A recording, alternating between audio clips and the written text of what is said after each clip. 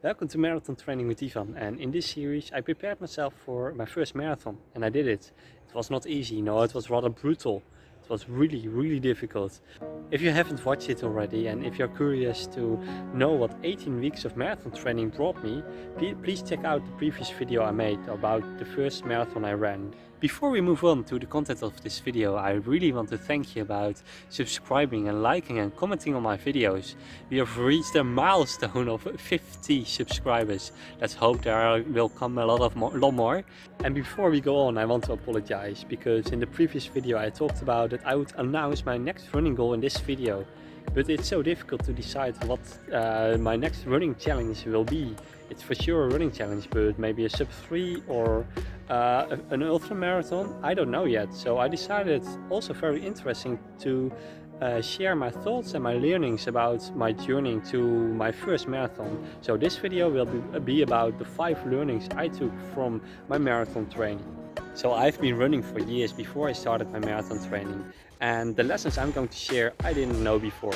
So if you're an experienced runner or just starting out with your marathon journey or training for something new, please stick to this video and watch it, because maybe you'll learn something new.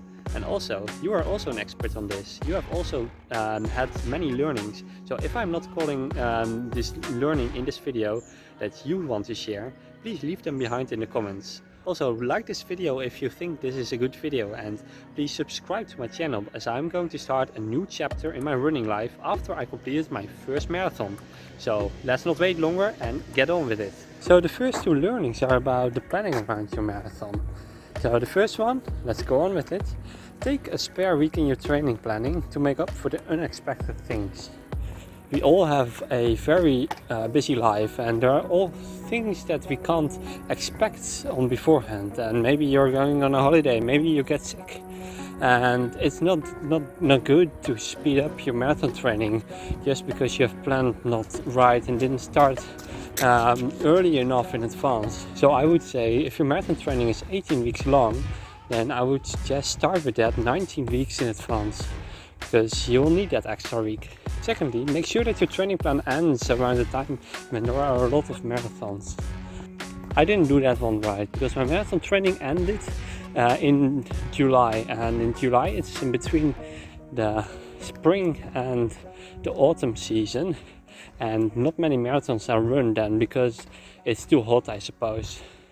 So luckily I found one in July, but normally it's difficult to find a marathon in the middle of the summer. So don't be like me and start your marathon training in February or March. Otherwise, if you started a month earlier, like in January, so after New Year's, then you will find a lot of marathons that are suitable for you, because in the spring there are a lot of marathons, big ones, small ones. We've talked about 2 learnings I took for planning your marathon. Now let's take it to the training itself. So the third learning I want to talk about is not focus on distance and speed improvement at the same time.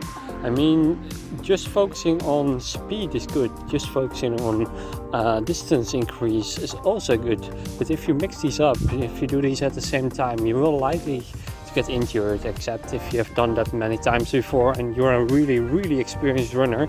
But I was not, and I ran approximately 30k a week before I started my marathon training, and if I focused on speed and on increase in mileage, I got almost injured. So let's take that lesson to yourself. By the way, I'm quite injury prone, so maybe this isn't the lesson that you should take into account, but I'm just sharing.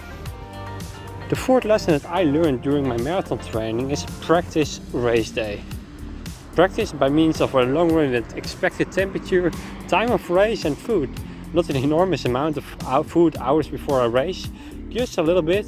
An hour before a race is good enough. Actually, the whole thing about practicing race day is just to prepare yourself the way you think you should prepare yourself for the race, and then you can still learn from the mistakes you make and don't make these mistakes anymore during your race. And that's something I really learned during my marathon. If you want to know how I learned that, just check out my previous video. Don't make that mistake that I made. And now we have come to the last learning I took, and that's about the support of others. The running community is so helpful to each other, and they celebrate you if you start to run, even if you have never done it before. Because the joy of running, as a fellow YouTuber, Train Race Pizza calls it, is spread and more people are running. And that joy is contagious, and it makes it such a nice supporting community.